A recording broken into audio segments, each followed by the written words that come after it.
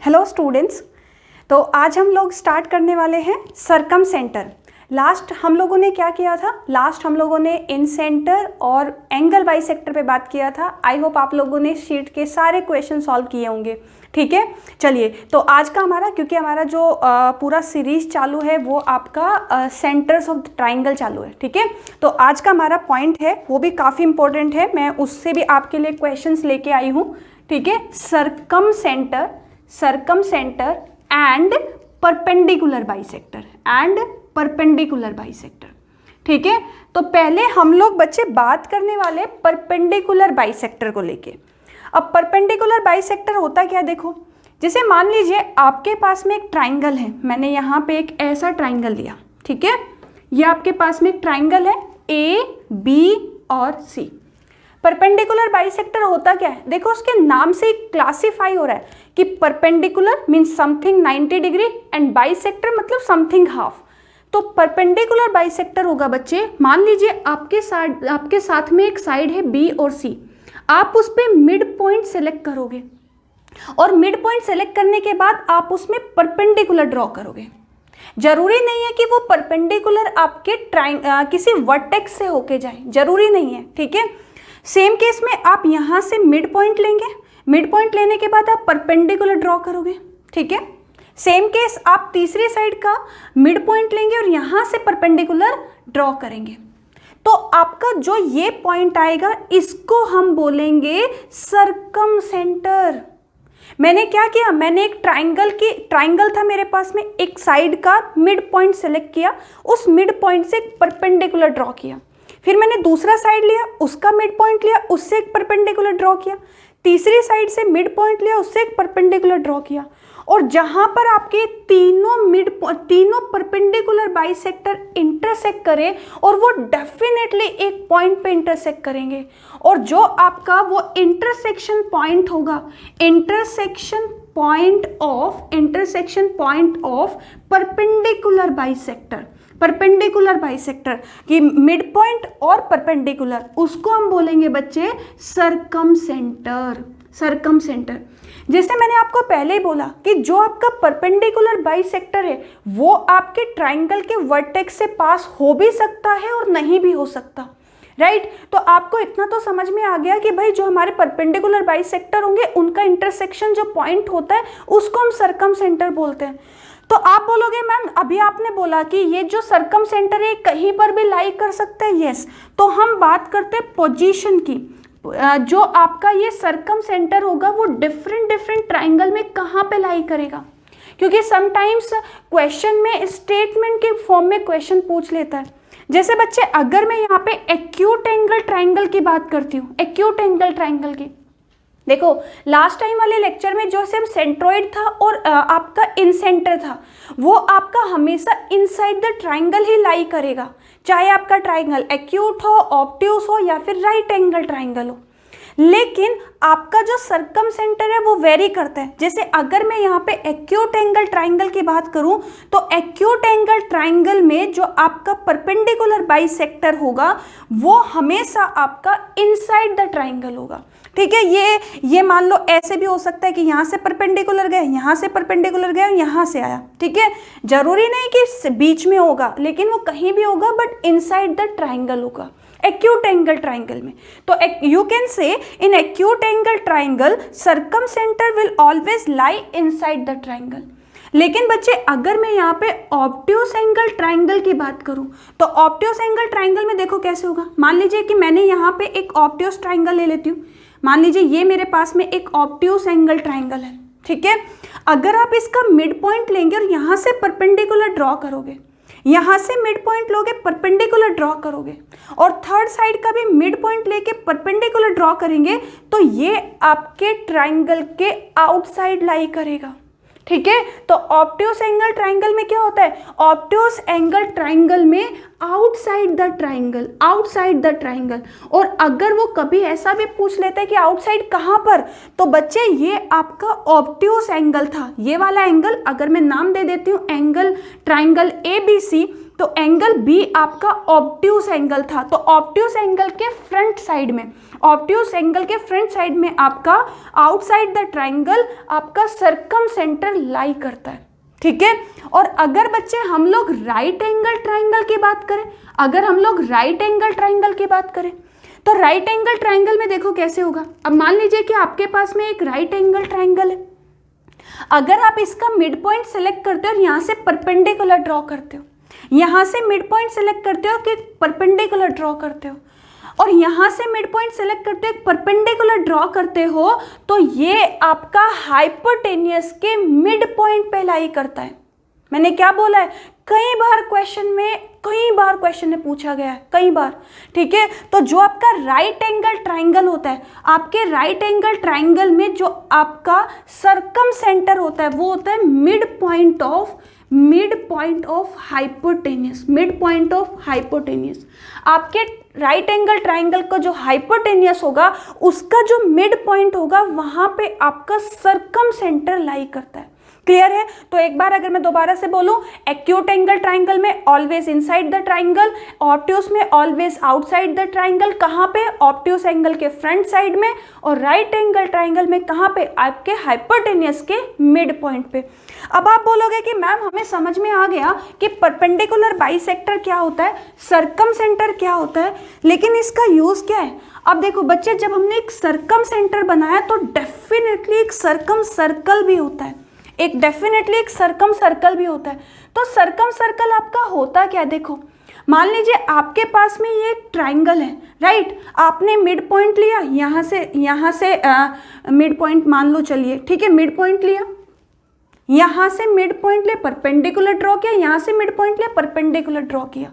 तो आपका जो ये यहाँ पे सर्कम सेंटर आया है, तो सर्कम सेंटर है तो एक सर्कम सर्कल होगा, और सर्कम सर्कल होता है जो आपके ट्राइंगल के, आप अगर ट्राइंगल के रेफरेंस में बात कर रहे हो या ट्राइंगल, और अगर किसी भी पॉलीगन की बात कर रहे हो, जब भी आपको सर्कम सर्कल दिया जाएगा दैट मीन्स वो आपके पॉलीगन के सारे वर्टेक्स से होके जा रहा है, ठीक है।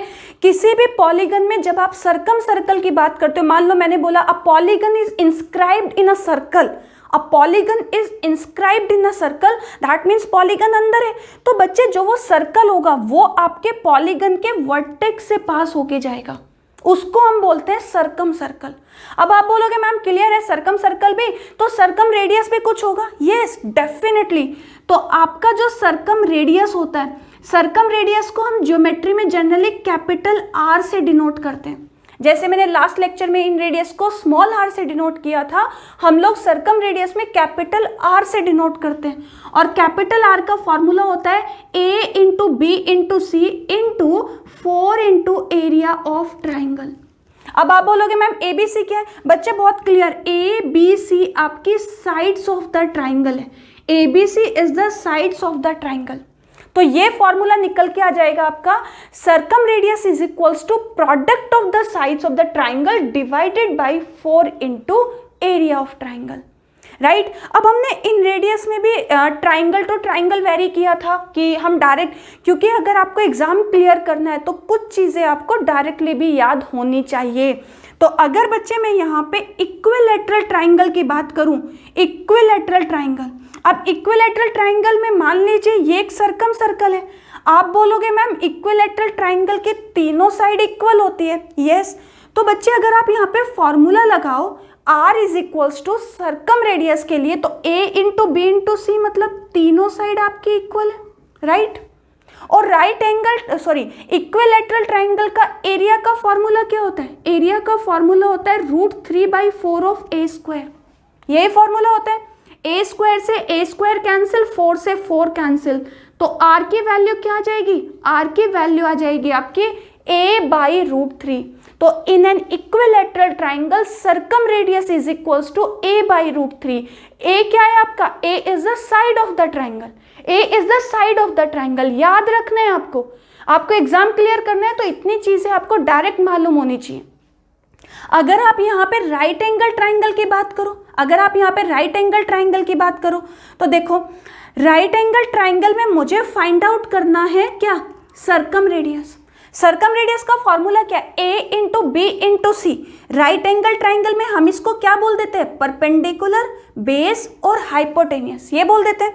तो ये हो जाएगा perpendicular into base into hypotenuse, ठीक है, तीनों साइड्स का product divided by 4 into area of triangle. और area of triangle right angle triangle में क्या होता है, half perpendicular into base. Perpendicular into base cancel, 2 से 2 कैंसिल, तो आर की वैल्यू हो जाएगी आपकी h/2।